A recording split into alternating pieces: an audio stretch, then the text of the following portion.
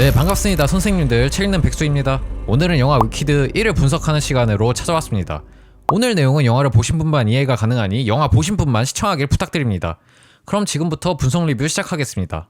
우선 첫 번째로 에메랄드 시티라는 건축과 공간에 대해서 설명해 보려고 합니다. 저는 에메랄드 시티를 보며 고대 로마와 히틀러가 통치하던 시절 독일이 떠올랐고 그걸 제작진에서 잘 참고했다고 여겼는데요. 왜 그런지 이야기해 보겠습니다. 우선 저는 이 도시가 아름답지만 매우 기괴한 장소라고 여겼어요. 일단 저는 오즈의 계획을 듣고 고대 로마가 떠올랐습니다. 오즈는 여기 이제 엘파바와 글린다에게 모든 길이 에메랄드 시티로 이어지게 하겠다고 말했잖아요. 이 계획은 모든 길은 로마로 통한다를 실현한 로마의 도로 건설이 떠올랐어요. 우선은 도로의 역할에 대해서 설명을 먼저 하려고 해요. 로마는 왜 도로를 그렇게까지 만들었을까? 이걸 먼저 알아야 하는데 도로는 크게 세 가지 역할을 해줬거든요. 아웃, 인, 세임이라고 제가 임의로 적었는데 우선 아웃은 뭐냐면은 권력자는 언제든 자기 권력과 명령을 쉽고 빠르게 전달이 가능하도록 해야 했거든요. 그걸 위해서 이제 군대와 전령을 빠르게 보내야 했는데 그걸 위해서 도로가 필요했습니다. 뭐 지금처럼 스마트폰이 없었던 시절, 빠르게 명령을 전달할 수가 없었던 시절이니까 그걸 전달하면 당연히 전령이 그만큼 빨리 도착해야 되고 그만큼 길이 더 잘 깔려 있어야 되겠죠. 도로가 그걸 위한 역할이었다고 보면 됩니다. 그리고 반항하면 빠르게 군대를 파견해 진압하기 위함도 있었어요. 다음은 인인데 인은 뭐냐면 이제 물자 세금을 더 쉽고 빠르게 걷고 사람이 더 해당 도시로 모이게 하기 위함입니다.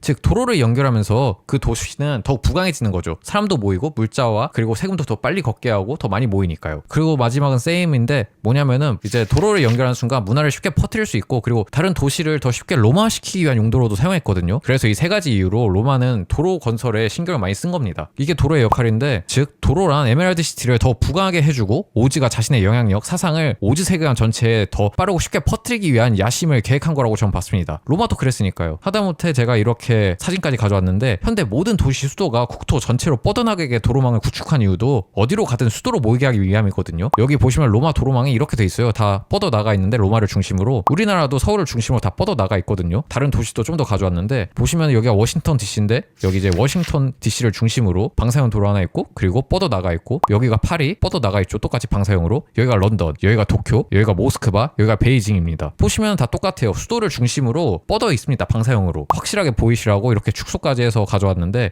여기 런던하고 파리 이렇게 위에서 보시면은 방사형인 걸 볼 수가 있어요. 결국 어느 도로로 가든 수도로 모이도록 설계가 되어 있습니다. 특히 중앙 집정 국가와 정치적인 도시엔 필수기에 에메랄드 시티로 도로 연결을 한다는 것 자체가 이제 오즈의 권력욕이자 야망을 보여주는 거였다고 전 봤습니다. 그리고 또 이제 노란색 도로로 칠해겠다고 했는데 이건 저는 금빛 미래를 표현하는 걸까 싶기도 했어요. 노란색 도로는 단순히 미적으로 좋게 하기 위함을 넘어 금을 상징하는 색이기도 하잖아요. 도시의 부유함을 간접적으로 표현하고 금빛 미래와 성공을 사람들에게 암시해주는 역할이 아니었을까 싶습니다. 동시에 노란색은 가장 눈에 잘 띄는 색 중 하나이기도 하거든요. 뭐 예시로 그 노란색 도로를 걸음으로써 그 사람들은 자신들이 에메랄드 시티로 걸어가고 있는데 그럼으로써 내 성공하고 있는 내 미래 모습이 그려진다 혹은 내 금빛 미래가 그려진다라는 그런 착각을 불러일으킬 수도 있겠죠. 자, 그리고 이제 제가 좀 더 설명드리자면 에메랄드 시티가 저는 매우 기괴하다고 봤거든요. 기괴한 이유를 지금부터 설명드리려고 하는데 일단은 그냥 간단하게 말해서 에메랄드 시티 시민들을 보면 일단 문제가 있지만 시민들은 그걸 못 보고 오직 정부는 조작하잖아요. 그러면서 시민들은 이제 연극, 노래, 분수 등 오락거리로 즐거움만 얻으니까 국민들을 의심하지 않고 관심을 가지지 않습니다. 그러면서 즐거움만 찾고 신봉하기 시작하죠, 정부를. 저는 이걸 보고 매우 기괴하다 여겼어요. 분수는 참고로 고대 로마 때는 이제 기쁨과 활기를 주는 역할을 했거든요. 그래서 곳곳에 두었는데 똑같은 역할을 했지 않았을까 싶습니다. 저는 이제 옛 로마가 떠오르는 요소가 이런 오락거리 요소라고 봤는데 옛 로마는 이 크게 네 가지 오락 요소가 있었거든요.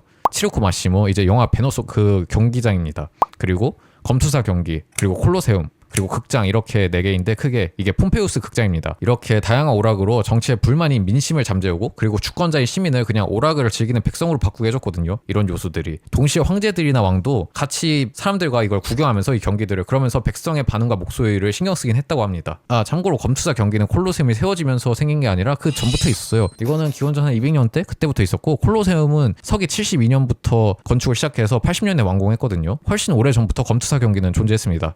그리고 저는 히틀러가 지배한 독일이 떠오르기도 했어요. 에메랄드 시티를 보면서. 왜냐면은 똑같은 공식이 몇 개 있었거든요. 일단은 유대인을 악으로 지목해 게르만족 독일인을 단결시킨 히틀러, 그리고 동물을 공공의 적으로 삼아 인간을 단결시킨 오즈, 소수 민족과 그룹을 공공의 적으로 삼은 행위입니다. 그리고 홀로코스트 정책으로 유대인 학살을 감행하나 이를 독일 시민에겐 철저히 숨긴 히틀러, 그리고 동물을 잡아 목소리를 빼앗으나 이는 철저히 숨기는 오즈, 그리고 종전 후에야 홀로코스트 정책을 알게 된 독일 시민들, 그리고 오즈가 패배하기 전까지는 진실을 모를 에메랄드 시티 시민들, 이렇게 이렇게 해서 너무 똑같다 느껴서 저는 히틀러가 떠올랐어요. 영화를 보면서. 홀로코스트 정책이 결국에는 유대인이나 집시 같은 그런 소수 인종들을 이제 아우슈비츠 같은 수용소에 넣음으로써 이제 집단 학살을 한 정책인데, 이거를 독일인들은 종전 후에 알았거든요. 철저히 숨겨갖고 정부에서 당시에는. 그래서 너무 똑같다 그렇게 느꼈습니다. 정말 아름다운 모습, 가장 예쁜 모습만 정부가 보여주고 있다 그렇게 여겼어요. 그리고 이게 다 권력 강화를 노린 자들이 해온 관행의 반복이라고 봤는데, 이게 오지 이야기를 부풀린 연극을 에메랄드 시티 시민들에게 주기적으로 보여주는 건데,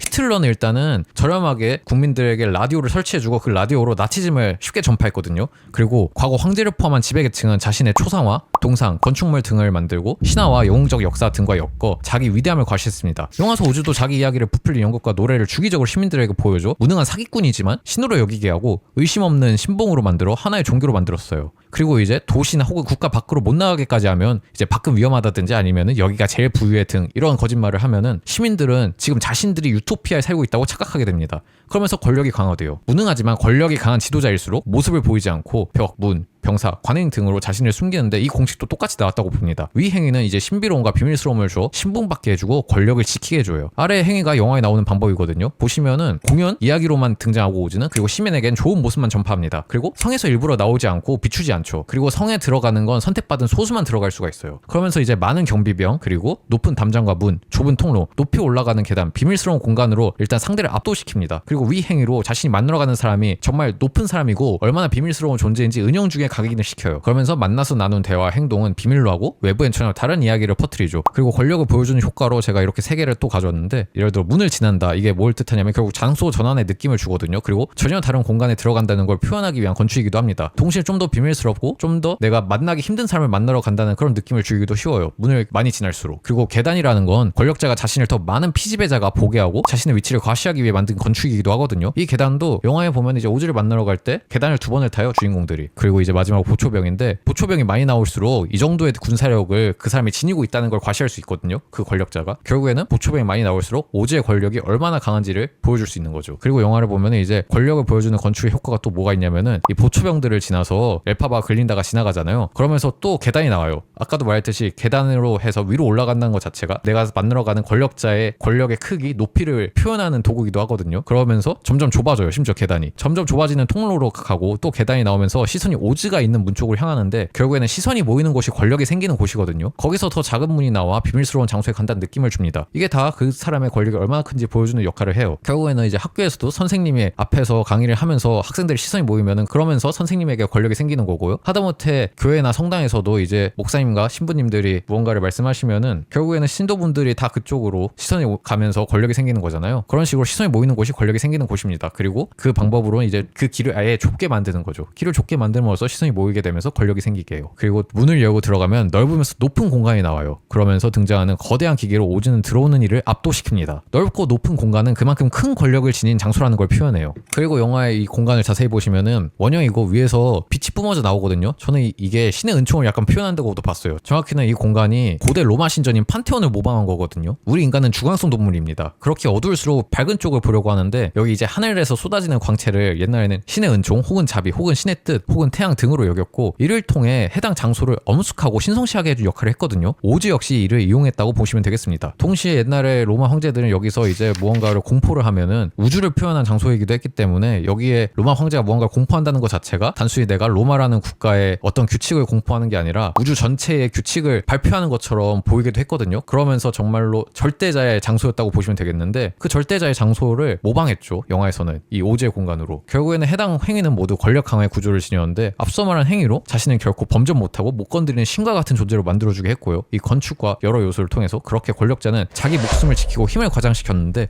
오즈도 똑같이 했습니다. 그리고 또 영화를 보면은 이제 딜라몬트 교수님이 끌려갈 때 눈에 보이는 것만 믿으면 안 된다라고 말씀하잖아요. 이 말대로 오즈는 철저하게 눈에 보이는 모든 걸 조작하고 자신에게 유리한 모습만 보이도록 설계를 했다는 걸 알 수 있습니다. 자, 일단은 이제 권력자의 건축에 대해서는 이 정도까지만 설명드리도록 하고요. 지금부터는 이제 장수의 권력과 특별함을 보여주는 효과에 대해서 좀 설명드리려고 해요. 영화에 나오는. 일단은 에메랄드 시티와 학교 시즈를 보면은 물을 지나야 들어갈 수 있잖아요. 보시면은. 그런데 이 물을 지난다는 것 자체가 문처럼 다른 공간으로 이동하는 효과를 주거든요. 하다못해 과거 인류가 도보가 유일한 이동 수단일 때만 해도 물은 단절을 상징했기 때문에 차원이 다른 공간에 들어갈 땐 주로 물을 건너는 표현이 흔하게 나왔어요. 하다못해 가톨릭이라든지 그리스라든지 한국 저승 세계관만 봐도 저승에 가려면 강을 건너야 한다는 이야기가 나오잖아요. 그런 것처럼 강을 건넌다는 것 자체가 차원이 다른 아니면 어떤 특별한 장소에 간다는 그런 효과를 주었습니다. 그래서 영화에서도 똑같이 사용했어요. 물로 막혀있는 도시란 모두에게 결국 열려있지 않고 들어가기 어렵다는 느낌도 줍니다. 아무나 들어갈 수 있는 게 아닌 특정 조건에 충족하는 사람만 들어갈 수 있다는 느낌을 주니 천연 보초병과 같아요. 영화를 보면은 결국에는 학교에 들어가려면은 땅에서 걸어 들어가는 게 아닌 배를 타고 가야 도착하잖아요. 이 평지들은 다 결국에는 관계자들을 위한 곳이니까 이는 출입에 불편을 줘 아무나 들어가지 못하는 장소임을 보여주는 장치고 그 장소에 들어갔다는 것만으로 자신이 좀 더 특별한 사람처럼 느끼게 해주거든요. 뭐 하다못해 예를 들어 우리가 인스타 맛집 이런 데 가잖아요. 웨이팅 오래 해서 들어간다는 것 자체가 정말 들어가기 힘드니까 정말 오래 기다려야 되니까 그리고 내가 이렇게 오래 기다려서 먹을 수 있었다는 걸 이제 보여줄 수 있으니까 많이들 인증하는 거고 뭐 아니면 클럽 같은 데도 결국에는 가드들이 있잖아요. 거기 클럽 들어가려면 어떻게 해야 되죠? 일단은 어리고 젊고 그리고 잘생긴 거나 예뻐야 되잖아요. 결국에 어느 정도 그 조건을 만족해야만 들어갈 수 있고요. 그렇게 해서 특정 조건이 있어야만 들어가는 장소에 내가 들어갔다? 그것만으로도 그 사람은 자신이 특별한 사람처럼 느끼게 해주는 거죠. 그리고 쉬즈 역시 그렇게 설계가 됐죠. 배를 타고 들어갈 수 있다는 것 자체로. 그리고 저는 이 쉬즈 학교 건축을 보면서 좀 의아했어요.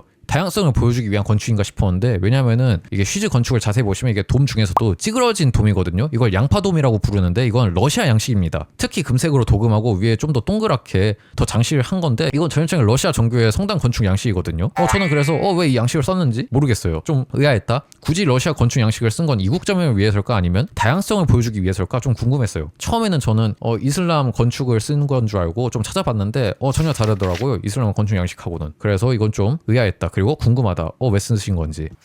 지금부터 이제 건축이 아니라 좀 더 영화를 분석해보는 시간을 가져보려고 하는데 일단은 이 영화의 오즈 세계관을 보면은 인류의 흑역사를 전 잘 보여주고 있다고 여겼습니다. 일단 영화를 보시면은 오즈 세계관의 인간들은 대가뭄 때문에 그걸 동물 책임으로 몰았다고 하거든요. 저는 이걸 보면서 우리 인류의 역사 속에 흑역사가 몇 개 떠올랐어요. 여러 수많은 박해와 학살들이 예시로 이제 흑사병을 유대인 책임으로 모은 중세 유럽인, 그리고 재앙과 불행을 마녀 책임으로 모은 중세 유럽인, 그리고 독일 불행을 유대인과 집시 등 책임으로 모은 근대 독일인, 그리고 로마 대화제 책임을 기독교에 떠넘긴 네로 황제와 로마가 떠올랐습니다. 사실 제가 마녀 책임이라고 하긴 했는데 이 마녀 사냥에서 여성들뿐만 아니라 사실 남성하고 아이들도 많이 희생당하긴 했어요. 그치만 여성분들이 압도적으로 많이 희생을 당했기에 제가 마녀 사냥이라고 그냥 묶어서 설명을 했습니다. 그리고 이제 영화를 보면은 이제 엘파바가 공공의 적이 되었잖아요, 마지막에. 때문에 오즈 세계관은 이제 엘파바를 미워하라는 사상 하나만으로 또 단결이 될 거예요. 사람은 서로 맞는 부분보다 안 맞는 부분이 훨씬 많거든요. 그럼에도 강한 공통관심사 하나만 있으면 협력이 가능합니다. 무언가 한 가지만 같이 좋아하거나 한 가지만 같이 싫어해도 함께하기가 가능해요. 뭐 종교가 될 수도 있고 아니면 정치적 선호가 될 수도 있고 아니면 뭐 스포츠가 될 수도 있고 다양하겠죠. 그리고 엘파바가 이제 그 요소가 될 겁니다. 자, 그리고 저는 영화를 보면서 이제 사상 전파의 초입부를 보는 느낌이었다고 봤어요. 일단은 오즈는 동물들 언어 능력, 즉 목소리를 빼앗고 직업도 뺏으며 가두기 시작하잖아요. 그리고 학교에 오즈 사상을 따르는 새로운 교사를 보내 학생들에게 교육을 하려고 하거든요. 이 딜라모트 교수님이 끌려가면서 이렇게 오잖아요. 이게 뭐냐면은 결국에는 권력자는 자신이 원하는 걸 얻기 위해 상대방의 발언권, 즉 목소리를 뺏는 것부터 시작하거든요. 그들을 말 못하게 하는 게 옳다고 말하며 젊거나 어린이부터 현혹하며 특정 사상을 전파합니다. 가장 현혹당하기 쉽기 때문이에요. 어릴수록. 현혹당하면 그 행위를 하는 게 정의라고 착각해 오랫동안 사상으로 삼게 되고요. 그러면서 오랫동안 신도가 돼주죠. 기꺼이.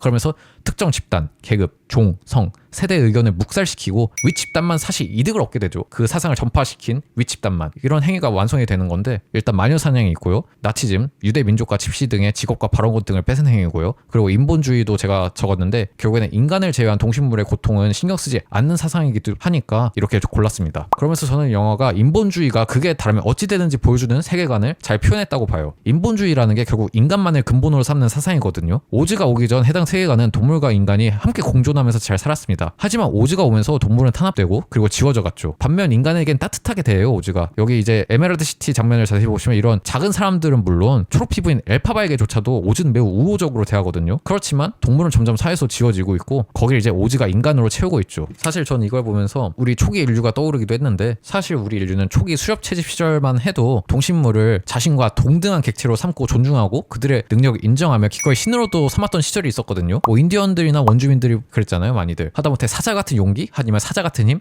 아니면 뭐 강의 부족? 아니면 뭐 무슨 동물의 부족? 이런 식으로요. 아니면은 뭐 이렇게 보시면은 특정 동물의 깃털이나 가죽 등을 덮어 쓰고 그렇게 옷을 만드는 것 자체가 그 동물의 힘과 어떤 정신을 내가 사용하고 있다. 아니면 사용하고 싶다. 그런 걸 나타내는 거기도 하거든요. 그렇지만 시간이 지나면서 인간을 본딴 신이 점점 만들어졌고요. 그리고 인간은 신과 가장 가까운 존재라며 독자적 우월성을 주장해 다른 동식물을 탄압하고 학살했습니다. 그렇게 인간은 생태계 정점에 올랐어요. 왜 점점 인간을 본딴 신을 만들었냐면 시간이 지나 보니까 인간들도 깨달은 거예요. 아, 우리가 제일 강하네? 동물들이 아니고. 그러면서 점점 신도 인간의 모습을 모방하기 시작했죠. 그렇게 해서 만들어졌고요. 영화를 보시면은 수많은 성도를 거느리던 올빼미 목사는 말하는 능력을 잃어 전도할 힘을 잃습니다. 이 장면이 제가 앞서 말한 과거 인류는 동물 형상과 동물 능력으로 신을 만들어 종교화했으나 이후 조금씩 그 자리를 잃어 최후엔 인간 모습을 본딴 종교만 남은 시작 과정을 저는 비유했다고 봐요. 제가 이집트의 신을 이렇게 가져왔는데 이게 뭐냐면은 아직 동물을 종교화하던 인류와 인간의 모습만을 신으로 만들던 인류 그 중간에 어딘가에 모인 게 이집트의 신이라고 봐서 가져왔습니다. 처음에는 이제 동물 신도 있다가 그 다음에는 반은 인간, 반은 동물 이런 식으로 섞었다가 이제 마지막에는 인간의 모습만을 형성한 신만 남은 거죠. 현 종교 세계는. 결국에는 영화 속 오즈는 인간이 만든 인간 모습의 신이고요. 발전 문명인 근대 인류를 대표하는 자라고 저는 봤습니다. 근대 과학 발전은 지구를 축복받은 혹은 신에게 선물 받은 땅이 아닌 자원으로 인식시켜 급격한 발전과 환경오염을 야기하기도 했거든요. 물론 우리 인간에게는 매우 축복이었지만 다른 동식물들에게까지는 축복이었을지 저는 모르겠습니다. 아무튼 그리고 오즈도 결국 근대 세계관에서 넘어온 인류거든요. 영화 설정 보면은 때문에 결코 우연이 아닐 거라고 봐요. 어쩌면 오즈란 캐릭터는 발전이 인간은 이롭게 하나 동물을 억압한다는 메시지를 주는 게 아닐까 싶었습니다. 다음으로 소개해드리려는 거 이제 등장인물의 성격을 분석해보려고 해요. 분석이라 해봤자 뭐 간단한데 일단 영화 속 비중을 차지하는 인물은 모두 공통점이 있습니다. 바로 모두 모모한 척을 하고 더 나아가 스스로 잘못 판단하고 있다는 건데요. 사실 제가 모두라고 하긴 했지만 엘파바, 글린다, 오즈 그리고 피에로 이렇게만 제가 분석한 거긴 한데 이분을 빼고 일단은 좀 설명드리자면 일단 엘파바는 강한 척, 괜찮은 척 하지만 사실 그렇지 않습니다. 그리고 글린다는 이타심으로 무장했어요. 그리고 착한 척 합니다. 하지만 자신을 위한 이기심을 가졌고 오히려 타인에게 무관심해요. 뭐 예를 들어 그저 내가 이렇게 했으니 상대는 당연히 기뻐하겠지라는 자기 중심일 뿐이지 상대에게 관심이 전혀 없습니다. 그냥 말 그대로 어떻게 보이려고만 신경을 쓰는 거죠. 그리고 피에로는 남에게 관심이 없는 척을 합니다. 그리고 아무것도 안 하고 그저 노는 걸 좋아하는 양아치라고 스스로 생각하지만 전혀 아니죠. 불의를 보면 참지 않고 나서는 성격입니다. 그리고 오즈는 능력이 있는 척하고 오즈 세계를 위한 인간을 위한 거라고 스스로 믿습니다. 결국 주요 인물은 모두 모모한 척을 하는 인물뿐이고 스스로를 착각하지만 엘파바는 마지막에 자신이 지닌 힘을 마주하고 더 이상 모모한 척이 아닌 진실에 도달하기로 합니다. 반대로 글린다는 오즈 곁에 남기를 택하거든요. 이는 자기가 하는 행위가 나를 위한 이기심이지만 타인을 위한 거라고 착각을 하는 인물끼리 함께하는 모습으로 전 봤습니다. 어쩌면 글린다가 오즈와 함께하는 건 둘 성격을 생각하면 당연한 결과라고도 봤어요. 특히 저는 둘의 선택과 앞으로의 미래를 잘 보여주는 연출이 이 장면이었다고 생각하는데 의상하고 일단은 엘파바는 진실을 선택합니다. 그래서 빛 앞에 서 있으나 검은색 옷은 그녀의 힘든 앞길을 투영하죠. 반대로 글린다는 거짓의 남길을 택해 그림자에 숨어 있거든요. 보시면. 하지만 밝은 옷을 입고 있습니다. 이것은 그녀가 거짓을 선택했기 때문에 탄탄대로가 될 미래를 투영합니다. 엘파바는 진실과 정의를 위한 고난을, 글린다는 거짓된 안식을 택한 거죠. 그리고 이번엔 좀 피에로에 대해서 설명해 보려고 해요. 영화를 보시면은 강의실에서 엘파바가 마법을 사용해 모두 잠들었을 때 피에로만 잠들지 않았거든요. 왜 피에로만 잠들지 않았을까 설명해 보려고 하는데 이유는 간단합니다. 잠들다는 침묵하겠다는 개념과 같거든요. 때문에 불의를 봐도 침묵하는 사람들은 기절했지만 피에로는 달랐습니다. 영화를 보면 피에로는 가장 먼저 행동해요. 엘파바가 당황할 때도 피에로는 먼저 움직여 새끼 사자를 구하자고요. 영화 마지막에도 엘파바가 공공의 적으로 선포되자 가만히 있지 않고 말을 타고 움직입니다. 피에로는 스스로 지각하지 못할 뿐 이기적인 사람이 아니고 침묵하는 존재도 아니에요. 그러니 잠들지 않았어요. 그는 불의를 보면 행동하는 불이었기 때문이죠. 인생이란 그저 춤을 추며 신경 쓰지 말고 사는 거란 주의던 피에로는 새끼사자 사건부터 진중해집니다. 어쩌면 우리 삶은 단순히 즐기기만 하는 쾌락을 위한 게 아니라고 말하기 위한 캐릭터가 아닐까 싶기도 저는 했습니다. 그래서 매우 흥미로운 캐릭터다라고 여겼어요. 영화에서 어쩌면 제일 흥미로운 캐릭터지 않을까 싶기도 했고요. 그럼 잠든 사람들은 그 상황을 창성하던 불효라는 것인가 할 수도 있는데 그건 아닙니다. 하지만 침묵은 중립이 아니다라는 것도 말씀드리려고 해요. 불편하고 속으로 반대해도 나서지 못할 뿐이에요. 하지만 침묵은 중립이 아닙니다. 그건 그 상황대로 흘러가는 걸 진행되게 돕는 행위기에 사실상 현 상황대로 흘러가게 하라고 긍정하는 행위거든요. 그래서 저는 침묵은 중립이 아닌 책임을 회피하는 행위기에 중립이라고 생각하지 않습니다. 그런 이유로 다른 이들은 침묵하며 잠들었죠. 그리고 영화에서 또 다른 연출로는 저는 꽃의 이동에 대해서 좀 이야기해 보려고 해요. 이 꽃이 이동한다는 것 자체가 피에로의 사랑도 이동하는 걸 연출했다고 저는 봤거든요. 일단은 클럽 오즈더스트에 가기 전 피에로는 글린다 머리에 꽃을 꽂아줍니다. 그리고 축제가 끝난 뒤에 글린다는 엘파바에게 그 꽃을 꽂아주거든요. 이는 피에로가 준 사랑이 글린다에서 엘파바로 넘어갈 거라는 걸 암시했다고 봅니다. 실제로 그렇게 넘어갔잖아요. 그리고 또 저는 숲은 엘파바의 심리를 표현했다고도 봤거든요. 엘파바하고 피에로가 이제 새끼 사자를 구해주고 풀어준 그 숲 있잖아요. 여기가 배경이 숲이었을 수도 있겠지만 자세히 보시면 색상이 초록색, 핑크색, 파란색으로 절제가 돼 있어요. 파란색은 피에로, 핑크색은 글린다를 의미하거든요. 이는 배경이 과연 숲이라서 나온 단순한 우연일까? 저는 그런 의문이 들었습니다. 어쩌면 우정과 사랑 사이 복잡해진 엘파바 감정을 색으로 표현한 게 아닐까 싶었어요. 그래서 보시면 처음에는 글린다를 뜻하는 핑크색만 나오다가 숲에서 초록색 제외하고 그러다가 이제 엘파바가 피에로를 향한 사랑 노래를 부를수록 피에로를 향한 마음이 강해져 파란색도 배경에 등장한 게 아닐까 싶었습니다. 그리고 이번에는 이제 창문으로 둘 관계를 연출한 거를 설명해 보려고 해요. 일단 초반에 깨진 창문은 둘 사이의 관계와 무지개와 대립, 서로를 싫어하는 심리를 모두 표현한 장면이거든요. 이 창문을 통해서 특히 연출한 건데, 하지만 오즈더스트 이후 보면은 서로 가까워지며 마음을 열자 깨졌던 창문이 원상복구된 모습을 비춥니다. 이게 파플러 장면인데, 물론 오즈더스트 가기 전 이미 복구가 되어 있긴 했는데 좀 더 잘 보이게 비춘 거는 둘 사이의 관계가 회복되었다는 걸 보여주기 위함이었다고 봅니다. 그리고 또 이번에는 밀밭에 대해서 이야기해 보려고요. 엘파바에게 밀밭이란 어떤 역할을 하는가 제 나름대로 분석을 해봤는데, 엘파바가 마법사와 나를 부르며 희망찬 노래를 상상할 때와 그리고 에메랄드 시티로 가는 길에는 이렇게 노란 밀이 펼쳐집니다. 이는 그녀가 꿈꾸는 황금빛 미래를 표현한다고 전 봤어요. 예를 들어 이제 방고우가 사랑한 아르의 금빛 밀밭과 같은 역할을 하지 않았을까 싶습니다. 그러면서도 이제 마법사와 나 그 노래를 보면은 절벽에서 딱 끝나고 밀밭이 끊기거든요. 급격한 절벽 위에서 노래가 마무리되는데, 이는 노란 밀밭을 지나 그녀의 금빛 미래가 펼쳐지길 소망한다는 걸 보여주지만 그 소망이 결국에는 이루어지지 않는다는 걸 끊긴 대지로 보여준 게 아닐까 싶었습니다. 그러면서 또 말씀드리고 싶은 게, 영화를 보면 엘파바의 무지개색은 반대로 나와요. 보면 엘파바 관련 장면이 나올 때는 항상 이 무지개들이, 앞서 절벽처럼 엘파바의 소망은 결코 이루어지지 않을 거란 걸 암시하는 장치가 아닐까 싶었습니다. 혹은 그녀가 이 세상과 다른 존재라는 걸 암시하는 걸까 싶기도 했고요. 금빛 미래를 표현한 밀밭과 거꾸로 된 무지개는 어쩌면 결코 그녀에게 금빛 미래는 오지 않는 허상이라고 말하고 싶었던 게 아닐까? 그걸 위한 연출이 아닐까 싶었습니다. 왜냐면 다른 장면 보면은 무지개가 정상으로 잘 나오거든요. 이거 글린다가 처음 나오면서 이 법을 퍼뜨릴 때 무지개 나오는데 이땐 정상으로 나와요. 그래서 왜 엘파바의 무지개만 반대일까 했는데 이런 이유이지 않을까 싶습니다. 그리고 또 자세히 보시면은 영화 초반에 보면 먼치킨 마을의 꽃길에 초록색 꽃은 없거든요. 녹색 꽃도 없고. 저는 어쩌면 이게 초록 마녀를 향한 징후에서 나온 행위가 아닐까 싶었어요. 동시에 평원에서 가장 많은 색을 차지하는 건 결국 초록색이거든요. 왜냐면 초록색 줄기가 지탱해줘 아름다운 각양각색의 꽃이 존재할 수 있으니까요. 결국에는 초록이 지탱하지 않으면 그 외 색은 없어요. 그럼에도 줄기의 아름다움을 느끼는 자는 없으니 줄기란 미움받는 엘파바를 잘 보여주는 존재가 아닐까라고 혼자 생각을 해보기도 했습니다. 자, 그리고 또 영화를 보면 이제 애도는 없다고 먼치킨 주민이 노래할 때 글린다는 그 가사를 같이 부르지 않거든요. 이거는 글린다가 그녀를 애도한다는 걸 의미하죠. 지금부터 연출이 아니라 영화에서 우리에게 하는 질문에 대해서 좀 이야기를 해보려고 해요. 제 개인적인 생각이지만 일단은 저는 정의는 정말 승리하고 악은 패배할까? 이런 생각이 들었습니다. 우선은 영화 초반부를 보면은 이런 대사들이 나와요. 사악함 서쪽 마녀는 죽었습니다. The wicked witch of the west is dead. 이러고 글린다가 먼치킨 마을에 가면서 이렇게 노래하거든요. 정의의 승리를 축하합시다. 선으로 악을 물리치고 우리가 믿는 모든 진실이 거짓을 이겨냈으니 기뻐하라 라고 하는데, 정의가 승리하고 악은 패배하고 거짓이 패배하고 진실이 승리하고 같은 대립단어 구사는 승리한 쪽이 자신의 승리와 상대의 패배를 정당하기 위한 구조를 띄웁니다. 우린 정의기에 승리했다 이런 거예요. 그렇게 쉽게 단언하고 그렇게 교육을 합니다. 현실은 정의와 정의가 싸우기도 하고요. 하지만 그리고 악과 악이 싸우기도 하고 오단만 있기도 하고 거짓과 거짓이 싸우기도 하고 다양합니다. 승패는 선악과 같지 않은 경우가 정말 많아요. 위 개념이 승자가 정의다라는 개념을 만들어 그것이 객관적 실체며 진리라는 착각을 부르는데 전혀 아닙니다. 현실에서 객관적으로 제대로 존재하는 건 승자와 패자뿐이에요. 결국 영화에서 말하는 진실과 거짓, 선과 악을 저는 이렇게 여겼습니다. 거짓된 사회에서는 진실을 말하는 자가 거짓이 되고 악한 사회에서는 선을 행하는 자가 악이 된다. 그리고 영화에서 우리에게 하는 질문이 또 있는데 바로 이거죠. 악은 태어나는 걸까? 만들어지는 걸까?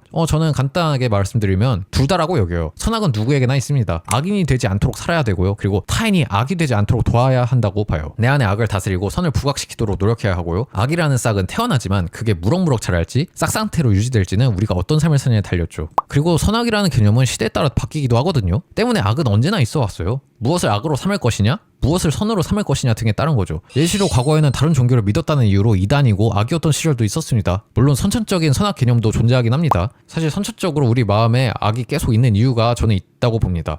선이라는 게 객관적으로 다른 개체를 생각하고 자비와 공감을 해주는 행위고, 악이라는 게 이제 자신을 위해 다른 개체가 기꺼이 고통이 가해져도 상관없다는 행위라고 정의가 된다면, 우린 악을 싫어하지만 우리 마음속에 악을 여전히 가지고 태어나는 이유는 간단합니다. 그게 생존의 탁월한 감정이기 때문이에요. 내 생존이 중요치 않다면 모든 이는 기꺼이 타인을 위해 희생하고 죽을 거지만 저를 포함한 우린 그러지 못하잖아요. 결국 개인의 생존을 위한 이기심이 우리에게 필요한 생존 본능이기 때문에 저는 우리 모두 악을 가지고 태어난다고 봅니다. 동시에 선도 가지고 태어나고요. 분노를 해소할 대상이라는 주제로 이번에 설명을 좀 해보려고 하는데, 영화를 보면 이제 엘파바 때문에 날개가 달린 원숭이들이 고통 때문에 감정이 극에 달하잖아요. 그리고 자기를 협박하는 권력자 말만 듣고 바로 엘파바를 공격하는데, 이는 감정이 극에 달해 분노한 대중은 그걸 해소할 대상이 생기면 분노를 풀기 위해 기꺼이 의심 없이 그 대상을 공격하게 되는 모습을 보여주는 장면이었다고 봅니다. 조금만 생각해봐도 원인은 오즈에게 있다는 걸 알 텐데 더 약한 엘파바에게만, 권력자가 허용한 분노 해소 도구가 된 엘파바에게만 달려들죠. 진정으로 분노해야 할 대상을 놓치고 방패막이로 세워진 대상에게만 대중의 분노가 향하게 되는 현상과 같다고 봤습니다. 그리고 저는 엘파바의 아빠를 보면서 약자에게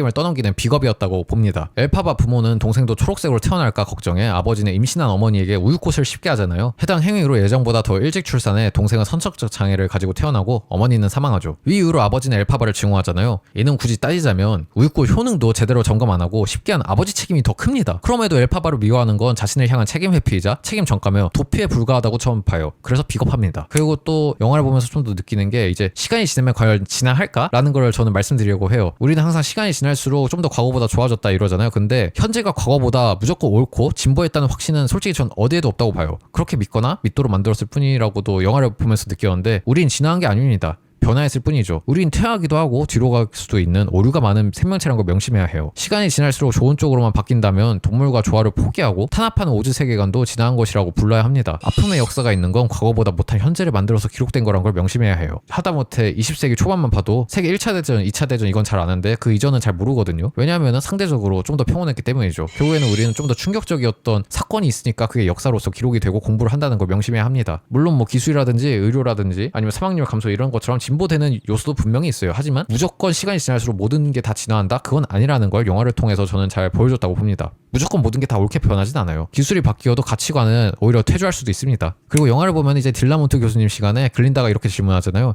역사 시간에 왜 과거 이야기를 하냐고요. 이거에 대해서 제 개인적인 생각을 좀 말씀드려보려고 하는데 역사와 과거에 대해서 일단 역사는 선택된 과거고요. 그리고 과거는 선택되지 않은 역사입니다. 역사는 보석이고 과거는 원석과 같아요. 과거라는 긴 영역에서 특정 부분만 딱 선택된 게 역사라고 보시면 되겠습니다. 역사는 권력자의 필요, 국가와 민족 가치관 등에 따라 선별되고요. 얼마 지나지 않은 과거는 친숙한 나머지 역사로 인식이 안 되기도 하거든요. 선별 안 된 역사는 잊혀집니다. 그리고 잊혀져야 유리한 세력이 왜곡시키기 시작하죠. 현재는 과거에서 벗어나지 못하기에 역사란 과거를 배우는 시간이며 분리가 힘들다고 저는 봅니다. 그리고 영화를 보면서 이런 생각이 전 들었어요. 이거 진짜 위험한데? 라는 생각인데 뭐냐면 이제 제가 과거는 있고 미래로라고 했는데 일단 저는 과거는 있고 미래로 이런 말을 하는 사람이 제일 위험한 부류니까 주의해라. 그리고 멀리 떨어져라 라고 항상 말합니다. 영화 대사 중에 이런 말이 있어요. 이 교수가 한 말이잖아요. 격변의 시기에 과거를 들먹이는 건 아까운 일이며 미래를 봐야 합니다 라고 하는데 이건 정말 제 입장에서 헛소리입니다. 앞서 말했던 미래만 외치고 과거를 외면하는 부류는 과거를 지워야 이득을 보는 부류입니다. 보통 역사 속 가해자거나 아니면 가해자 사상에 동화된 부류일수록 쉽게 외쳐요. 과거는 있고 미래로가 아닙니다. 과거를 극복하고 미래로 가야 하거나 과거를 해결하고 미래로 가야 하죠. 과거를 지워서는 안 됩니다. 그리고 오히려 격변의 시기일수록 과거를 보며 배워야 해요. 기술이 변해도 사람이 변하지 않기 때문입니다. 그래서 역사는 반복돼요. 사람이 안 변하니까요. 피해 규모와 가해자 등은 달라지나 원리는 비슷합니다. 과거를 무시하는 부류는 그러니까 특히 조심해야 해요. 그들은 자신이 하는 행위가 얼마나 악독하고 과거 벌어진 비극과 얼마나 유사한지 어떤 피해를 줄지 누구보다 잘 아는 부류이기 때문입니다. 그러니 과거는 있고 미래로라는 식으로 과거를 무시하는 부류는 특히 조심해야 되고요. 이런 이들은 과거를 무시하라고 부추긴다는 걸 명심해야 합니다. 그리고 영화에서 좀 더 말씀드리자면 이제 결국엔 엘파바가 무시받는 이유가 다수에 들어가지 못해서잖아요. 피부색이. 근데 다수에 들어가지 못했다고 무시받아야 할 사회는 존재 가치가 없습니다. 제 입장에서. 사회는 여러 개인의 특성이 다양하게 존재하며 조화롭게 연결되기에 사회거든요. 한 가지 성향만 취급하는 건 전체주의거나 파시즘이에요. 다르다를 보지 말고 그 다름이 어디가 문제가 되는지를 봐야 한다고 여깁니다. 하지만 아쉽게도 우린 자신과 다른 걸 받아들이지 못해요. 어쩌면 이게 생존 전략이어서가 아닐까 싶기도 합니다. 사실 우리가 다른 사람을 애초에 배제시키면은 좀 더 우리 입장에서는 적어도 단편적으로는 위험이 적긴 하거든요. 비슷한 사람하고만 같이 있으면 편하기도 하고. 그래서 그런 게 아닐까 싶기도 합니다. 그리고 또 영화를 보면서 저는 이제 함께 하는데 피부색은 상관없다는 걸 증명했다고도 봤거든요. 왜냐면 이제 슈즈에서 엘파바가 처음에는 피부색 때문에 혼자였잖아요. 하지만 시간이 지나 인정받아 학교의 자랑이라며 다들 좋아해주고 응원합니다. 에메랄드 시티 누구도 그녀를 피부색 때문에 멀리하지도 않아요. 이 장면은 우리가 지닌 편견과 차별은 후천적이고 이는 극복이 가능하다는 걸 보여준 장면이 아닌가 싶습니다. 물론 다시 마녀 프레임에 씌워져 뒤집히거든요. 결국에는 좋든 싫든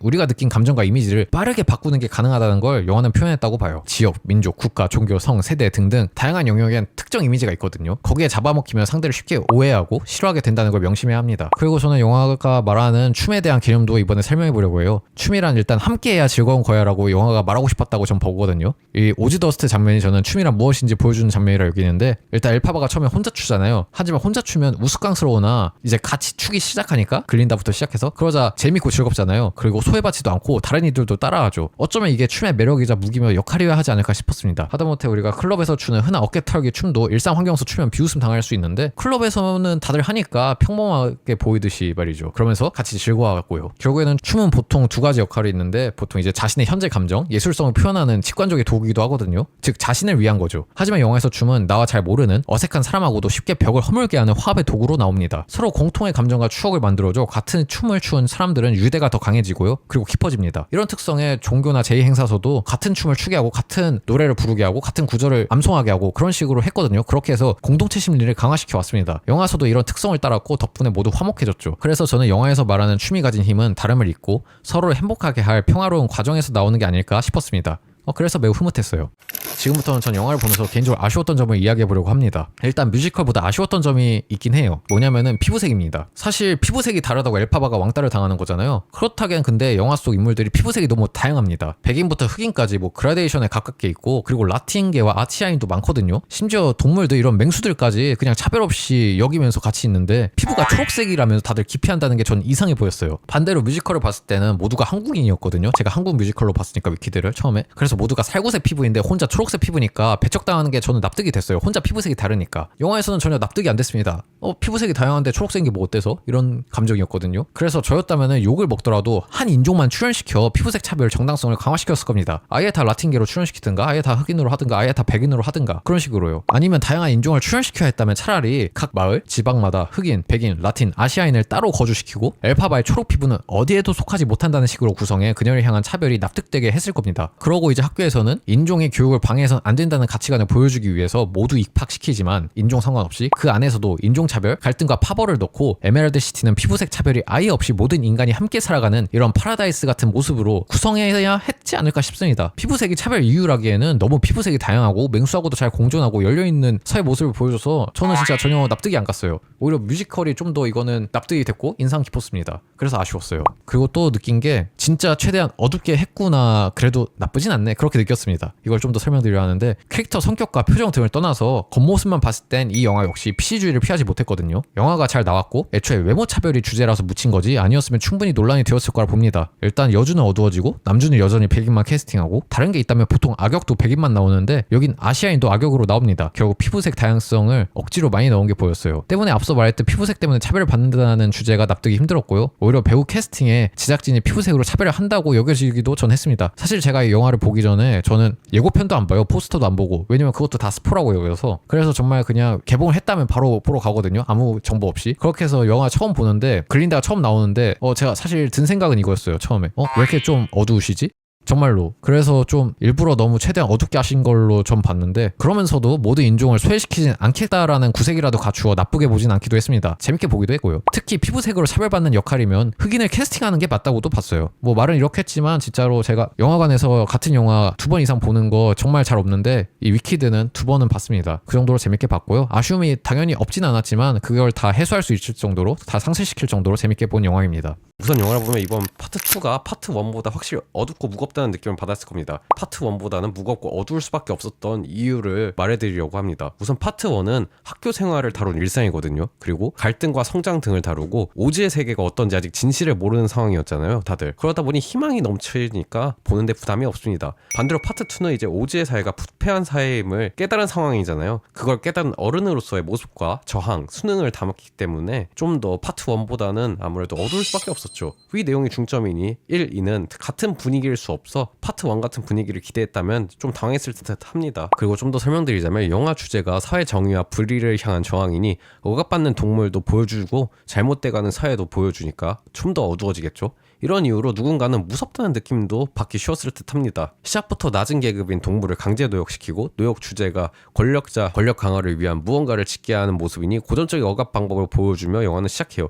이런 것도 영화를 보자마자 좀 더 어둡다는 인식을 주기 쉬웠을 듯 합니다. 위키드 시리즈를 보면 엘파바 글린다 둘의 각자 유년 시절이 다 마침내 나옵니다. 파트 1에서는 엘파바의 유년 시절만 보여주거든요. 그렇지만 이제 파트 2에서는 글린다의 유년 시절도 보여주며 둘이 성장한 환경 차이를 보여줘요. 마법을 못해도 모두가 사랑하는 글린다, 마법을 잘해도 모두가 미워하는 엘파바 모습으로 말이죠. 심지어 글린다는 운도 좋아 마침 무지개가 피거든요. 애정, 재능뿐 아닌 운과 불운의 차이로 둘 차이가 극명해지죠.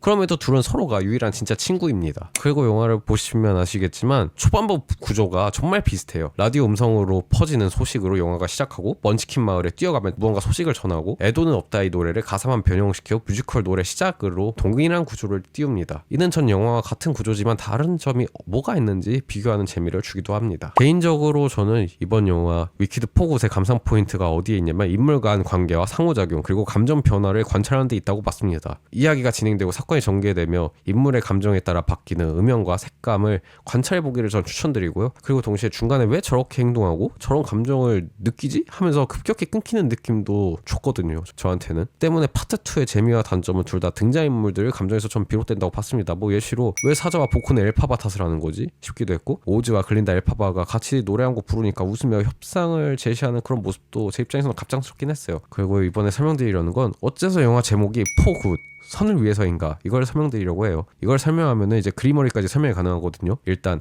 엘파바에게 선은 오즈의 정체를 밝히고 동물을 구하는 거거든요. 그럼 글린다에게 선은 무엇일까? 이게 파트 2의 주제입니다. 마침내 글린다는 오즈의 세계를 위해서라는 목표로 더 좋은 세상을 만들려 선해지려 노력하기로 하죠. 그 부름에 응답해 마침내 마지막에 그리머리가 작동해요. 즉 그리머리는 진심으로 타인을 위한 마음씨를 지닌 선한 존재에게만 자신을 허용합니다. 이 이유로 그리머리는 엘파바를 허용한 거죠. 파트 1에서. 그러면서 이제 오즈라는 캐릭터에 대해서 좀 설명드리려고 하는데 사실 오즈 입장에서는 선을 행한 거긴 하거든요. 이 정도면 충분히. 다만 그게 인간에게만 한정되어 있어서 문제였죠. 인간만을 위하고 다른 동식물을 억압했으니까요. 이 내용은 지난 영상에서 소개한 내용이긴 하지만 좀만 설명드리도록 하겠습니다. 일단은 오즈라는 사람은 스토리 배경을 생각하면 매우 당연한 가치관을 가졌거든요. 오즈는 근대에서 온 사람이잖아요. 근데 근대 시절이면은 다른 동식물을 소홀히 대한 시기는 안 그랬던 시기보다 압도적으로 더 길었거든요. 지금처럼 모든 생명을 소중히 여기고 존중하고 우리 때문에 멸종도 가능할 거란 시각이 생긴 지는 진짜 얼마 되지 않았어요. 이렇게 본다면은 오즈 입장에서는 굳이 다른 동식물을 왜 챙기지? 정말 그냥 당연했던 거거든요. 사람만 챙기는 게. 그래서 근대에선 당연한 미덕이었던 사람만을 챙겨주던 그런 모습을 충분히 오즈는 행했었고 심지어 인종차별도 안 해요. 오즈는. 근대에서 너무 많지만 이것만 봐도 사실 오즈 입장에서 정말 최선의 선을 행한 거다 라고 저는 봤습니다. 그리고 오즈는 인간의 내면에서 본성을 읽는 게 정말 뛰어나다고 전 느꼈습니다. 특히 이제 원더풀 노래 가사로 나온다 봤거든요. 참고로 뮤지컬 버전이랑 영화 버전은 가사가 다르더라고요. 조금씩. 그러니까 그거를 한번 비교해서 보셨으면 좋겠습니다. 그리고 내 행동이 남에게 도움이 된다는 믿음이 강하니 글린다하고 같은 성격이라고 봤습니다. 오즈는. 때문에 둘이 함께하는 건 당연하다고 봤고 이것도 전 영상에서 소개했으니 이만하고 넘어가도록 하겠습니다. 그리고 저는 영화를 보면서 오즈가 가장 인간적인 캐릭터였다라고 여겨요. 영화에서. 왜냐면 오즈만큼 입체적인 인물이 없어요. 영화에서. 근대 인류답게 동물은 같은 생명으로 여기지 않고 탄압하지만 인간에겐 따뜻하죠. 자신의 목표와 이상을 위해서라면 적에게 다시 손을 내밀고 함께하자 하고 협상을 위해 양보해 원숭이도 풀어주죠. 그리고 엘파바가 자신의 딸이었다는 걸 깨닫자 죄책감을 느끼고 모든 걸 포기하고 오즈의 세계로 떠났잖아요. 그는 절대 선은 아니었지만 절대 악도 아니었다. 즉 그저 한 명의 인간이었다라고 저는 봤습니다. 그리고 제가 이게 코로나에 걸려 있어서 사실 영화를 추가로 못 봤거든요. 원래 몇 번 더 보려 했는데 그래서 한 번밖에 안 봐서 좀 기억이 가물가물한데 제 기억상 네사가 죽었을 때 그리고 엘파바를 죽이라고 했을 때 그리고 죽었다는 걸 보고 받았을 때 약간 찝찝해하는 표정이 있었던 걸로 전 기억이 나거든요. 물론 이게 좀 왜곡되었을 수도 있는데 왜냐하면은 오즈는 사람이 죽는 걸 바라진 적어도 않는 성격이었기 때문에 그래서 정말 사람만을 위한 인간적인 캐릭터였다라고 여깁니다. 그리고 애초에 오즈 덕분에 인간은 단결할 수 있었고 에메랄드도 부강해졌죠. 그는 적어도 어느 시대에는 필요했을 독재자이자 정치인이었습니다. 스스로 무능한 사기꾼이라 외쳐도 누구보다 인간을 잘 아는 정치인이었죠. 사실 오즈가 흑막이고 거하기를 하기엔 애매한 게 더러운 일을 제안하고 시행한 건 다 모리블이거든요. 그래서 오즈가 바지 사장 느낌이 나게 한 장면이 저는 마담 모리블이 허리케인을 일으키겠다고 한 장면이 전 좀 오즈가 바지 사장 느낌이 났어요. 이는 그가 아주 악한 존재는 아니라기 위함이 아닐까라는 생각도 들었습니다. 때문에 오히려 마담 모리블의 최후가 너무 허무해 아쉬웠어요. 오즈는 악도 선도 아닌 모든 것입니다. 모든 걸 포함한 인간 그 자체가 저는 오즈였다고 봐요. 네, 지금부터는 이제 오즈에 대해서 좀 더 추가적으로 설명해 보려고 해요. 일단은 제가 이제 위키드 포굿 이번에 영상을 올리면서 댓글로 좀 이제 지적을 받았던 부분 그리고 좋은 의견을 내주셔서 그거에 대한 이야기를 좀 추가해 보려고 합니다. 일단 저는 오즈는 적어도 시대가 원했던 인물이었다라고 좀 더 수정해서 말씀드리려고 합니다. 일단 오즈는 오즈의 세계와 동물 입장에선 사실 필요했다기엔 일단 위험하고 잘못된 발언이니 조금 더 정확히 설명드리자면 결국에는 인간 입장에서는 오즈는 필요했고 원했던 인물이었다라고 말씀드리려고 합니다. 영화 속 오즈의 세계는 시민으로서 공동체로 살아가던 동물을 억압하는 모습을 보면 사실 내부 세력끼리 차별한 인종차별 그리고 소수민족 억압을 투영했다고 저는 봅니다. 그러니 영화에서 동물은 유색인종, 원주민을 은유하지 않았나 싶습니다. 동물 권리를 뺏게 된 경위를 일단 떠올려 보시면 되는데 대가뭄으로 사회가 혼란스럽고 그리고 인간끼리 서로 미워하고 적대하니까 희생양이 필요해 오지는 동물을 억압했습니다. 때문에 인간끼리는 단결할 수 있었죠. 결국 인간 기준으로만 보면 오지는 당시 필요한 인물이었다라고 저는 부를 수 있다고 봐요. 하지만 해당 해석은 당시 독일의 히틀러도 필요 인물이었다는 논리로 귀결될 수 있으니 위험하다고도 봅니다. 물론 위험한 시대엔 위험한 인물을 필요로 하기도 한다고 봐요. 다만 정당화해선 안 될 뿐이죠. 대신 당시 시대가 원했던 인물이 오지였다는 건 확실합니다. 당시 독일인이 투표로 히틀러와 나치를 택했듯이 그를 원하지 않았다면 확실하게 영화 속 일은 벌어지지 않았을 테니까요.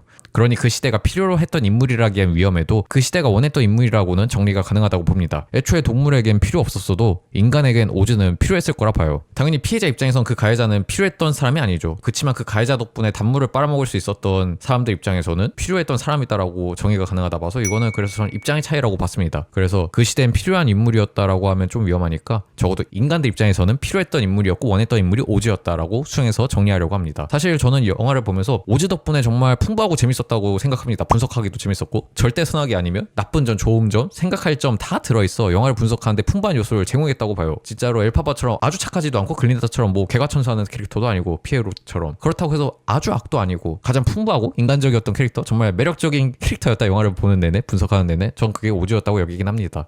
이제 오즈에 대한 이야기는 여기까지 하고 다음으로는 이제 엘파바와 글린다에 대해서 좀 이야기해 보려고 해요.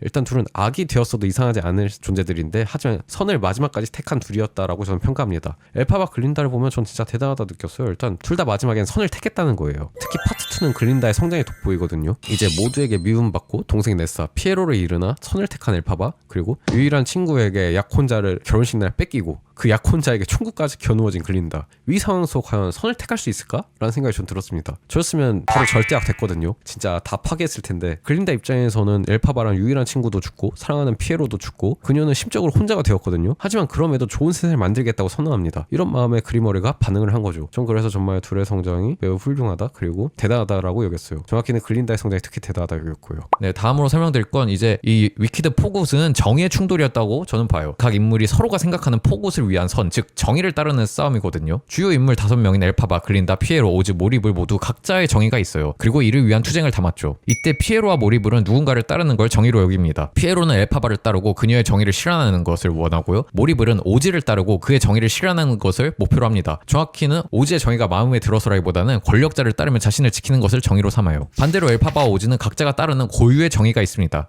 엘파바는 동물을 포함한 모든 존재를 향한 백척이 없는 세상을 원하고요. 오즈는 동물을 희생시켜서라도 인간의 행복한 세상을 원하죠. 엘파바는 자신의 정의를 위해서라면 오즈의 거짓말도 기꺼이 받아들이는 게 가능해요. 이는 오즈 역시 마찬가지입니다. 이 부분만큼은 둘 성격을 보면 정말 부전자전이라고 여겼어요. 각자만이 생각하는 정의가 있고 그걸 위해서라면 서로 불편한 존재와 연합도 가능하고 싸우려는 모습을 보이죠. 하지만 글린다만 아무 정의가 없던 상황이었어요. 글린다에게 정의는 그저 자신의 성공이었으니까요. 하나 영화가 진행되고 엘파바와 마지막 대화를 하며 마침내 글린다도 자신의 정의를 만들어가죠. 바로 엘파바의 정의를 자신이 따르고 유지를 잇는 것이었습니다. 결국 영화는 엘파바의 정의가 글린다에게 이어지는 과정을 담아요. 그게 바로 포굿, 선을 위해서입니다. 즉 영화는 글린다의 성장과 포굿이 담는 과정을 담았죠. 결국 영화는 각자의 정의를 부딪히면서 정의가 성장하는 투쟁 과정을 보여준다고 봤습니다. 그리고 영화를 보면서 이제 둘의 데뷔를 보면서 진짜 안타깝다고 여겼거든요. 이 영화를 보면서 진짜 안타까운 거는 글린다가 누리는 모든 것들이 원래는 엘파바가 누릴 수 있었다는 겁니다. 특히 결혼식 장면이 절정인데 구조가 비슷해요. 둘 다 길게 내려앉은 옷을 입고 계단으로 내려가고 그리고 양 옆에 생명체를 마주한 비슷한 구도를 지녔거든요. 하지만 상황이 전혀 다르죠. 엘파바는 오즈가 동물들 몰래 가둬둔 지하시설, 감옥시설에 들어간 장면이고 그러면서 진실을 또 마주한 장면이고 반대로 글린다는 아무것도 모르고 이제 결혼식 올리는 장면이죠. 행복한 미래만을 꿈꾸며. 이를 보면 더더욱 엘파바가 아무래도 안타깝게 느껴지게 됩니다. 영화를 보면. 그리고 저는 이제 영화를 보면서 이런 생각도 들었어요. 기독교 이야기를 약간 가져온 게 아닐까? 참고한 게 아닐까? 라는 생각이 저 혼자 나름대로 상상을 했거든요. 일단 영화 스토리를 대략적으로 설명드리자면 모두에게 미움받지만 진실을 알고 있는 마법 같은 존재가 있다. 좋은 마음으로 행동하지만 인정받지 못하고 미움받고 결국 죽음을 택한다. 악 자체를 상징하니 그녀가 죽으면 세상 악은 사라졌다고 믿는다. 하지만 알고 보니 그 존재는 죽지 않았고 다른 세상으로 떠납니다. 반대로 그 존재의 부탁과 선함, 유지를 이어받은 존재 글린다죠. 그녀는 여전히 원래 세상에 남아 세상을 좋게 하기 위해 노력하고 마침내 기적이 시작되려고 합니다. 저는 이 구조를 보면서 성경이 떠올랐어요. 정확히는 이게 떠올랐습니다. 예수와 베드로가 떠올랐는데 내 어린 양들을 잘 돌보아라. 예수가 베드로에게 한 말이거든요. 모든 원죄를 끌어안고 십자가에 못 박는 예수 그리고 부활. 예수의 부탁으로 양들을 돌보기로 하며 그의 가르침을 전파해 세상을 더 좋게 바꾸기로 결심해 제1교황이 되는 베드로. 저는 이 구조가 과연 그냥 우연일까 이 생각이 들었어요. 아무래도 기독교가 특히 강한 서구 사회니까 아무래도 위키드도 이걸 살짝 참고한 게 아닐까라는 생각도 들었고, 아니면은 아무래도 이 구조가 좀 매력적인 이야기 구조긴 하니까 그냥 우연일까 이런 의구심도 들었는데, 아무튼 기독교 위키드 이야기는 여기까지고요. 다음으로는 영화를 대표하는 곡에 대해서 설명을 좀 해보려고 해요. 파트 1에서는 영화를 대표하는 곡이 Defying Gravity였다면은 파트 2는 영화 제목과 같은 For Good이었다 여기거든요. 이제 마지막에 엘파바와 글린다가 부른 이 노래 있잖아요. 파트 1은 노래로 서로를 향한 응원과 선택, 위키드의 본격적인 시작을 알렸다면 Defying Gravity로 파트 2는 이제 For Good 이 노래로 서로를 향한 감사함과 작별, 그리고 위키드의 마지막을 알렸죠. 그렇게 영화 분위기가 파트 1은 좀 희망적이고 힘이 느껴지거든요, 특히 노래가. 하지만 파트 2는 좀 더 슬픔이 느껴지죠. 말 그대로 작별이니까, 끝이니까. 그러면서 아쉬움도 남고 안타까움도 남고요. 이번에도 이제 영화에 나오는 에메랄드 시티의 거대한 성벽에 대해서 좀 이야기를 해보려고 해요. 영화에서 성벽의 역할은 크게 두 가지가 있었는데, 첫 번째는 외부 위협으로부터 보호하는 역할, 사람들을. 두 번째는 국민을 성벽 안에 가두어 밖을 못 보게 하는 역할이 있거든요. 오즈는 에메랄드 시티 시민에게 1번 역할을 위한 것처럼 행동하지만 실상 2번 역할을 위하죠. 엘파바라는 나쁜 마녀로부터 시민들을 지키기 위한 것처럼 보이지만 이 성벽은 실상은 엘파바의 정책, 그리고 자신의 정체를 들키지 않기 위해 시민들을 철저히 가두기 위해서 성벽이 존재하죠. 그 안에서 엘파바를 사악한 마녀로 만들어 선전하고요. 갇혀있을수록 정보가 적어 속이기도 쉽죠, 사람들을. 그리고 또 도로의 완성을 좀 이야기해보려 하는데, 이건 진짜 짧게 얘기하려 해요. 지난 영상에서도 말한 거니까. 영화에서 이런 대사 나오잖아요. 어디든 오즈에게로 가실 수 있어요 라고. 이제 노란 그 벽돌길이 완성되면서. 이건 반대로 얘기하면 오즈가 언제든지 자신들에게 올 수도 있다는 내용이거든요. 군대를 보내 반대 세력을 진압하기 더욱 쉬워졌고, 탄압하기도 쉬워졌고, 박해도 쉬워졌어요. 도로라는 게 애초에 그런 역할도 있습니다, 권력자들 입장에서는. 이거는 지난 영상에도 소개한 내용이니까 여기까지 하고 넘어가도록 하겠습니다. 그리고 뮤지컬 영화의 특징이기도 한데, 노래가 많으면 가사를 바꾸면 된다라고 제가 설명을 드렸는데, 간략하게 뭔 이야기냐면은, 영화에는 노래가 정말 많이 나오거든요. 이렇게 노래가 많이 나오는 영화일수록 아무래도 너무 노래가 많으면 중구난방해지고 기억에 남는 노래가 적어져요. 그러다 보니까 위 부작용을 방지하기 위해서 상황에 맞게 가사만 바꾸는 형식을 많이 활용하거든요. 리프라이즈라고도 하는데, 그래서 그러면은 이제 멜로디가 익숙하고 반복하니까 쉽게 뇌에 박히기도 하고 좀 더 흥얼거리기도 쉬워져요. 반대로 물론 노래가 그리 많지 않다면 다 달라도 괜찮긴 합니다. 다만 너무 많다면은 차라리 가사만 바꾸는 식으로 하는 게 서로에게 좋겠죠. 덜 피곤하고, 시청자분들 입장에서도. 그리고 영화에서 이런 대사가 나오잖아요. 어쩌다 오즈가 이렇게 바뀌었는가 라고. 저는 일단은 오즈 세계관이 그렇게 바뀐 거는 적어도 오즈 한 명 때문은 아니라고 말씀드리고 싶어요. 오즈 한 명 때문도 아니고 엘파바 한 명 때문도 아니다라고. 항상 세상이 바뀌는 거는 소수 권력자가 악행을 행하는데 그걸 반대할 집단이 없고, 거기 살아가는 공동체가 목소리를 내길 멈추고 생각을 하기 멈췄기 때문이라고 저는 봅니다. 소수 권력자에 의해 모든 게 좌지우지되는 걸 막기 위해 의회도 있는 거고, 투표권도 있는 거고, 언론, 출판, 시위, 결사의 자유 등이 있는 건데, 영화에선 그런 자유가 전혀 없죠. 사실 이상한 권력자는 어느 시대든 있습니다. 중요한 건 그럼에도 따르는 자들이 문제예요.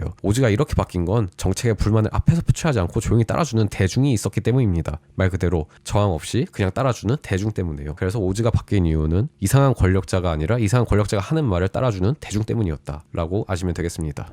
그리고 전 영화를 보면서 이제 오즈가 마침내 도로시와 함께 열기구를 타고 자신이 살았던 세계로 돌아가잖아요. 저는 이 장면을 보면서 차별과 억압의 근대가 가고 평화와 공존의 현대가 왔다라고 해석을 했는데, 이게 뭐냐면은 오즈가 떠나고 글린다가 다시 동물을 오즈의 세계로 부르잖아요. 이는 저는 중세시대를 거친 르네상스 혹은 세계대전 종전 후에 근대 등이 떠오르기도 했거든요. 억압의 기준은 항상 소수 권력자의 변덕에서 나와요. 나머지 계급과 개체는 이를 불평만 할 뿐 강제로 따르거든요. 하지만 그 소수의 권력자가 마침내 떠나니까 사람들은 이제 굳이 안 따라도 되니까 다시 포용을 시작하죠. 동시에 글린다라는 권력자는 이제 포용을 외치니까 그거에 따라서 마침내 평화가 온 것도 있고요. 사실 차별은 크게 세 종류가 있어요. 원주민이 이민자를 차별하거나, 이민자가 원주민을 차별하거나, 아니면 원주민끼리 차별하거나인데, 오즈 세계관은 이민자 권력자가 원주민끼리 차별하게 만든 케이스거든요. 하지만 이민자 권력자인 오즈가 떠나자 원주민끼리 차별은 사라졌죠. 저는 그래서 그냥 이 장면을 이런 식으로 한번 해석을 해봤습니다. 차별과 억압의 근대가 가고 평화와 공존의 현대가 왔다고요. 그리고 또 좀 흥미로웠던 점이, 이제 저는 글린다가 수총을 피한 게 참 이 영화에서 다른 점이자 흥미로운 점이다 라고 여겼습니다. 왜냐면 보통 대중에게 사랑받는 인물은 현 권력자의 권력을 위협한다고 판단하거든요. 때문에 공공의 적을 제거하는 순간 수총당해요, 보통은.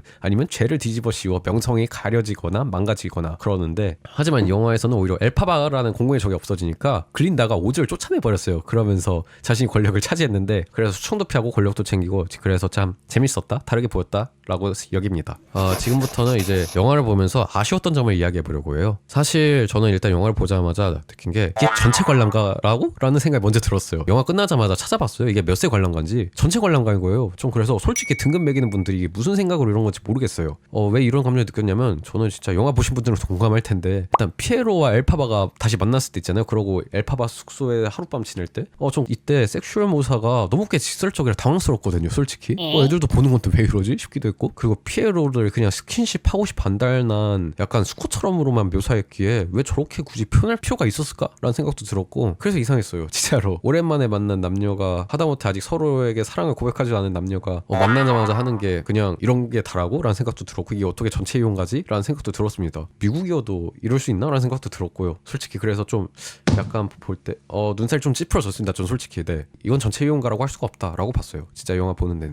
물론 위키드 파트 1에서도 이제 엘파바 엄마가 분류하는 장면이 좀 눈살이 찌푸려지긴 했거든요. 하지만 그건 정말 초반부고, 그리고 아무래도 그 이후에 좋았던 장면이 많이 나오면서 잊혀진 것도 있었고, 그리고 비중이 크지 않은 노래가 나오니까 그 장면이 크게 생각이 안 났던 것도 있거든요. 하지만 포9에서 엘파바와 피에로가 함께하는 그 장면은 영화의 주요 노래 중 하나에 쓰이는 장면이었다 보니까 기억에 남을 수밖에 없어요. 기억에 남을 수밖에 없는 장면에서 이렇게 묘사하니까 아무래도 좀 더 불편함이 컸습니다. 사실 어떤 영화도 불편한 장면이 있긴 하거든요. 다만 좋았던 장면이 불편한 장면을 있게 하면은 보통 그것도 잊혀지기 마련인데, 이번 위키드 4 굿은 위키드 파트 1과 달리 그 불편했던 장면이 잊혀지기에는 좀 부족했다, 좋았던 장면이. 전 그 생각이 들었습니다. 그리고 또 하나 아쉬웠던 점 말씀드리자면, 양초인간에 대해서 말씀드려보려고 해요. 심장이 없지만 매우 감정이 충실했던 양초인간이었다 여기거든요, 저는. 오즈의 마법사에서 양초인간은 심장이 없기 때문에 감정을 못 느낀다고 말하는데, 그래서 여정을 함께 하는데, 그렇다기에 위키드에서 너무 양초인간이 분노라는 감정에 충실해서 저는 해당 모습이 너무 무서웠어요. 무서웠고 이해함도 느꼈어요. 무언가를 표현할 수는 있는데 말 그대로 그거를 쏟아붓듯이 감정을, 분노를 표출할 필요가 있었을까라는 생각이 들었습니다. 물론 애초에 원작에서도 어느 정도 분노를 표출하기도 하고, 그리고 양초인간이 원래 감정을 느끼긴 하지만 자신만 모르고 있다라는 컨셉이긴 하지만, 그냥 기계처럼 딱딱하게 말해도 될 텐데 격양돼서 쏟아내듯이 말할 필요가 굳이 있었을까라는 의구심이 전 들었어요. 심장이 없다고 하는데. 물론 원래 감정이라는 게 심장에서 오는 건 아니지만, 그래서 이 부분은 좀 의아했다는 점 말씀드리고, 그리고 마지막 하나는 디파인 그래비티 엘파바 포스는 어디로 갔는가 이 생각이 들었습니다, 영화를 보면서. 위키드 파트 1 마지막은 오즈가 가장 두려워해야 할 마법사라 이미지를 심었거든요, 엘파바가 이제 디파인 그래비티를 부르면서. 그러면서 영화에서 에메랄드 시티를 정전시키는 연출은 영화에만 나오는 연출이에요. 뮤지컬에 안 나와요, 영화에만 나와요. 그리고 뭐 날아다니면서 원숭이 병사들도 따돌리고 이제 오즈의 병사하고도 충돌하는 그 장면도 다 뮤지컬엔 안 나와요, 영화에서 나와요. 그런 식으로 이제 마치 엄청난 대적자가 될 것처럼 연출을 하고 기대감을 심어놓고 파트 1 마지막에. 하지만 막상 파트 2에서 포9에서는 그녀가 오즈를 추격해 할 만한 어떤 활약이나 힘을 보여준 게 없어서 저는 아쉬웠습니다. 이럴 거면 왜 그렇게까지 뮤지컬과 달리할 필요가 있었나? 라는 생각도 들었고, 진짜 아쉬웠어요. 디파인 그래비티는 진짜 뮤지컬보다도 더 어찌 보면 더 좋게 나왔다고도 여기고 좀 더 힘있게 나왔다고도 여기지만, 그 힘이 포9세까지 이어지진 못했다. 그래서 아쉬웠다, 그렇게 여깁니다. 네, 오늘은 이렇게 해서 영화 위키드 4굿 이제 분석 리뷰 해본 시간을 가졌습니다. 사실 제가 지금 아직 목이 안 좋아서 말하기가 힘들어요, 지금. 그래도 부디 내용이 조금이라도 도움되었길 바랍니다. 원래 영화 그래도 한 2번, 3번은 더 보고 분석 리뷰를 해야 좀 더 정확한데, 아무래도 영화관을 지금 갈 수가 없는 상황이다 보니까 어쩔 수 없이 이렇게만 분석을 했다는 점 양해 바랍니다. 그래도 부디 여러분들이 보시는데 즐거웠으면 좋겠습니다. 오늘은 여기까지입니다. 그럼 저는 다음에도 좋은 영상으로 찾아올 테니 또 만나길 기대하겠습니다. 지금까지 책 읽는 배수였습니다. 봐주셔서 감사합니다.